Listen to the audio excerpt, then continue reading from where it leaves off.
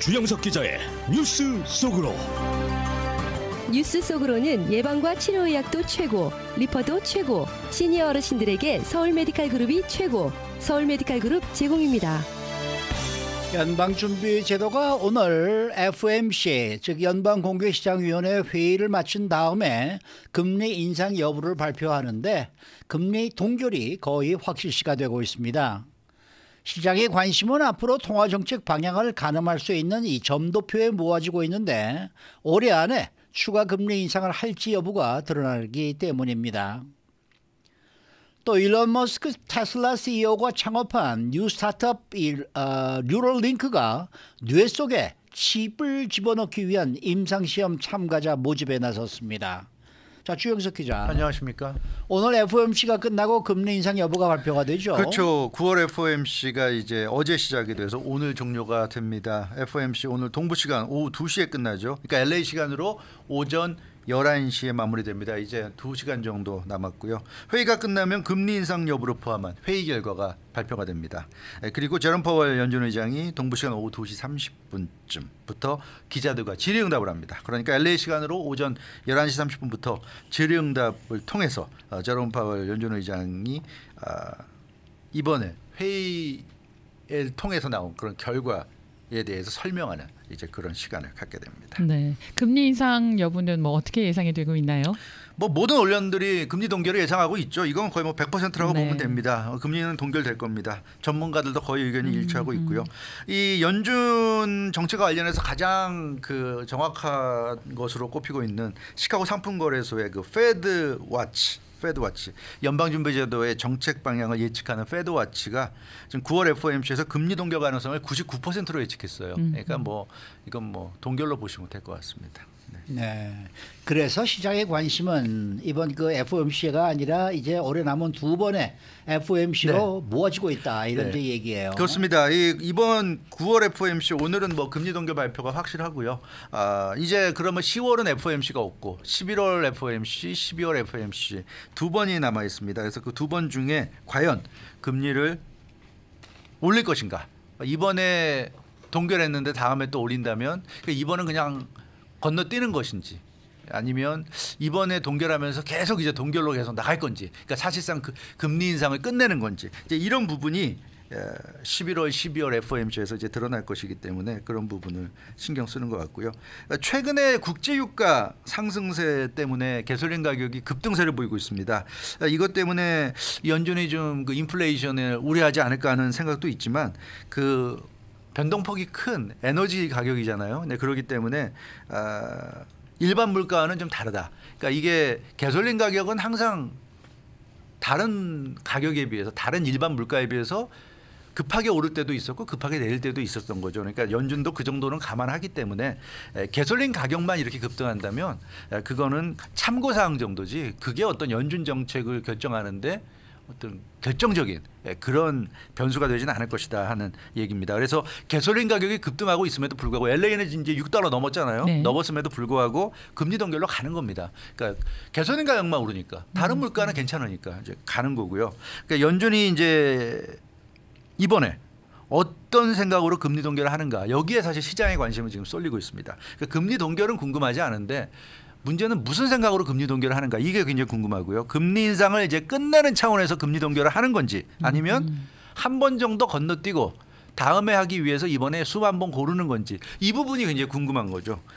그래서 아마 오늘 제롬 파월 연준 의장의 질의응답에서 그런 부분에 대한 암시가 나올 수도 있지 않을까? 이제 그런 부분에 시장의 관심은 모아지고 있습니다. 네. 여기에 대해서 제롬 파월 의장의 오늘 질의응답도 중요합니다. 네. 그런데 여기에 점도표가 첨예 관심사라고 해요. 예, 맞아요. 점도표가 역시 최고의 관심사입니다. 네.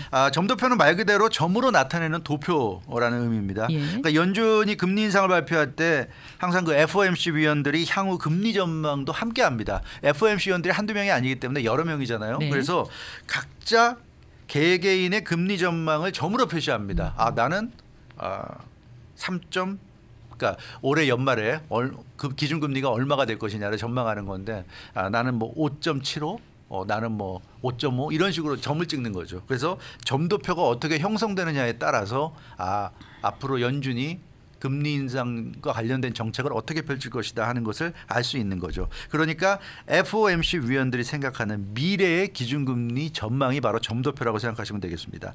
지금 현재 기준금리가 5.25%에서 5.5% 사이잖아요. 지금 네. 그게 기준금리인데 현재 점도표상으로는 연말 기준금리 예측치가 얼마냐면 5.75%입니다. 네, 그렇게 되어 있습니다. 네. 네, 그러면 점도표 상으로는 올해가 가기 전에 금리를 한 번은 더 올린다. 이렇게 보는 게 맞겠는가? 네.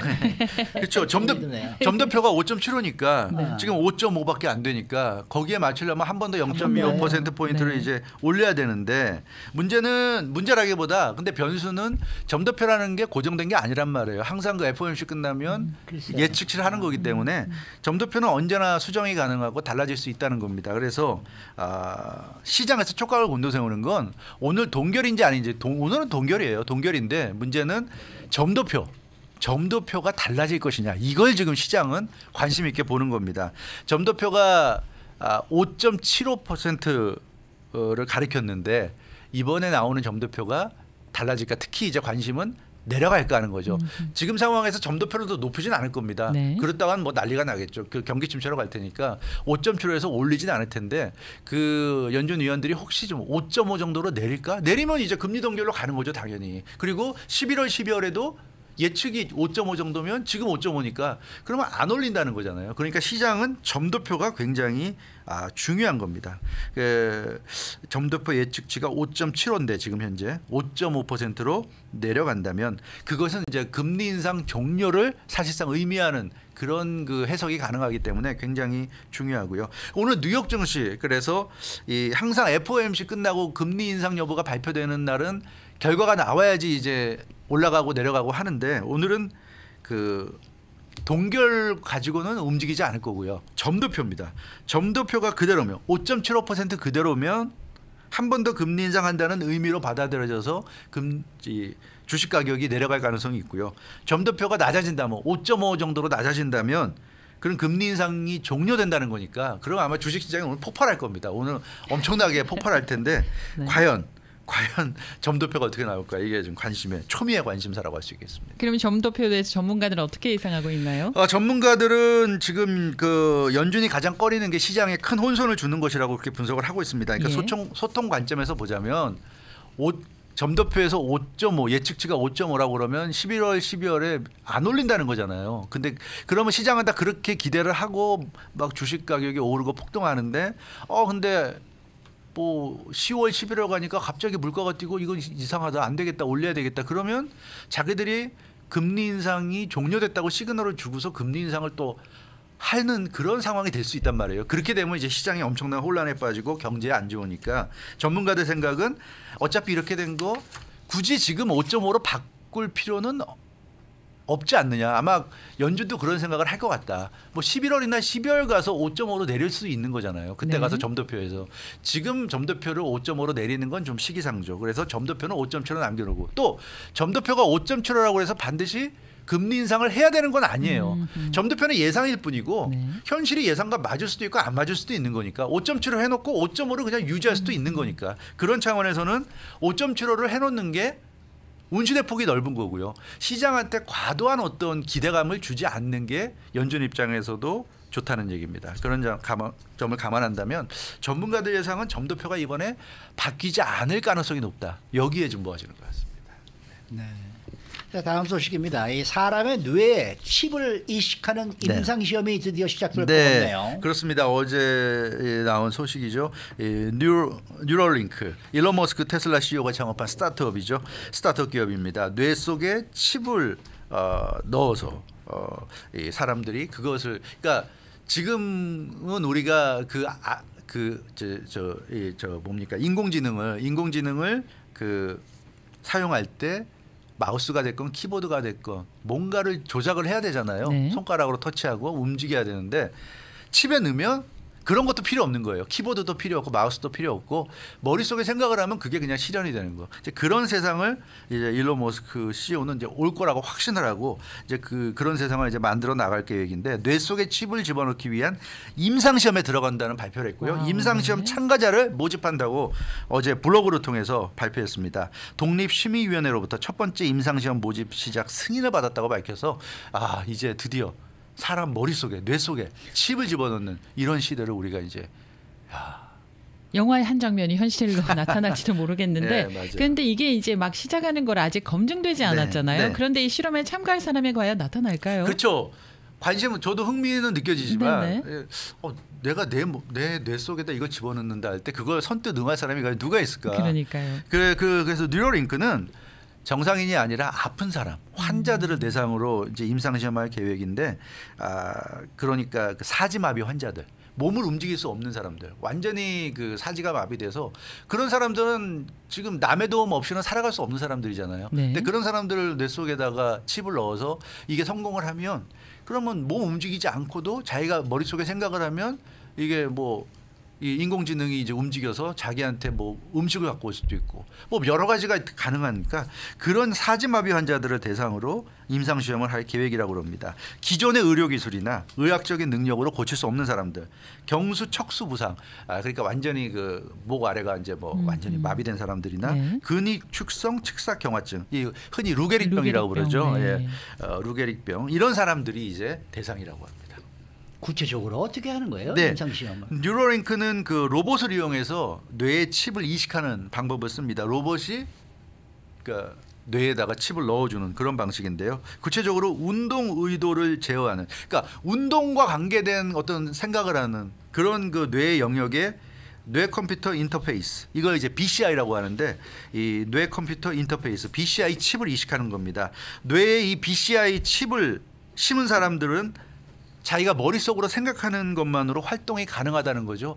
뭐 예를 들어서 나 테레비 보고 싶은데 그러면 머릿속으로 테레비 켜고 싶다 하면 테레비가 켜지는 거죠. 뭐 그런 겁니다. 손가락을 움직일 필요도 없는 거예요. 그게 이제 BCI인데 BCI를 심은 사람들이 생각만으로 컴퓨터 커서나 키보드를 제어할 수 있게 하는 게 목표다. 그러니까 손도 움직이지 않고 그냥 머릿속에 생각만 해도 실현되는 그런 세상을 만드는 게 바로 이 뉴러링크라고 생각하시면 되겠습니다. 네. 그러면 현재로는 누구의 도움이 있어야만 살아갈 수 있는 그런 환자분들을 사지가 마비가 됐다거나 그런 분들을 위한 프로그램이라고 할 수 있겠는데 그렇죠. 앞으로 일정은 어떻게 되나요? 일정이 이제 그러니까 임상시험에 들어가는데요. 예. 얼마나 많은 임상시험 대상자를 선발할지 아직 정확히 밝히진 않았습니다. 그 이식 수술을 이제 하게 되잖아요. 칩을 네. 넣어야 될 텐데 그 예. 수술을 어느 병원에서 할지 그것도 아직 공개하진 않았습니다. 근데 그 뉴러링크의 전현직 직원들이 언론들과 한 인터뷰를 보면 네. 총 10명에게 이 BCI 칩을 이식할 계획이라고 합니다. 한 10명 정도가 될 것 같아요. 근데 FDA가 안전성 문제를 좀 제기했기 때문에 왜냐하면 아직까지 한 번도 한 적이 없는 거기 때문에 그래서 임상 대상자가 몇 명이 될지 10명까지 될지 아니면 더 줄어들지 이런 부분은 좀 더 논의가 진행될 것으로 보여집니다. 일론 머스크 CEO는 사지마비 환자 외에도요. 네. 비만, 자폐증, 우울증, 조현병 등에도 이 칩을 넣어서 네. 효과를 내겠다는 그런 계획까지 지금 세워놓고 있습니다.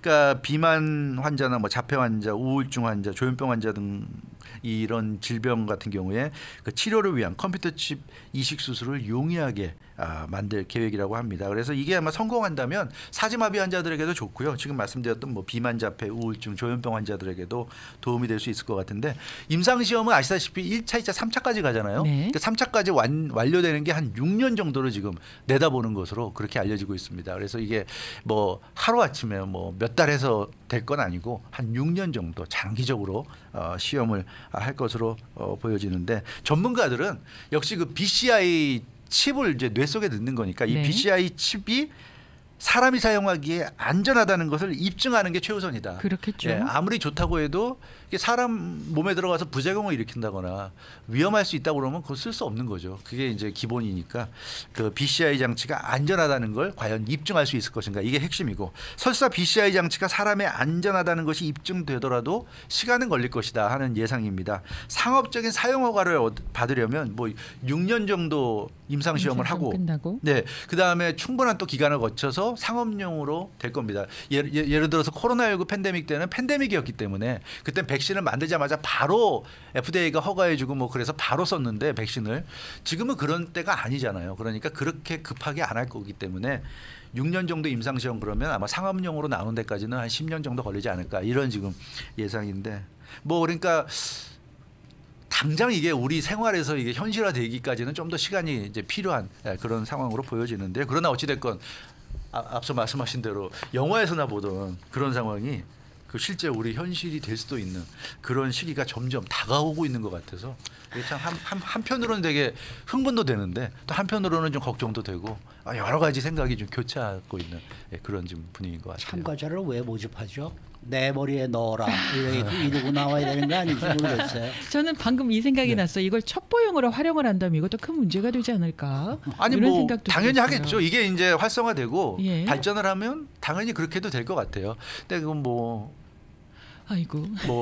첩보용도 그렇고 아마 네, 모든 군사용으로도 용도로도 활용할 것 같은데 네. 그때 가면 정말 선택의 여지가 없어지는 시대가 될 수도 있다는 게 네. 걱정스러워요. 그렇게 되면 나는 싫어도 뇌에다 이걸 이식하지 않으면 살기 어려운 그런 시대가 될 수도 아니, 있지 않을까. 그러니까 그 불치병을 고치는 그러한 네.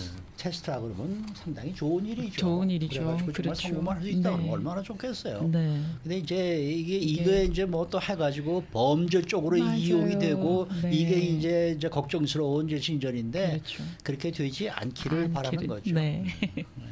수고 많으셨습니다. 주영석 기자였습니다. 뉴스 속으로는 예방과 치료의학도 최고, 리퍼도 최고, 서울 메디칼 그룹 제공이었습니다.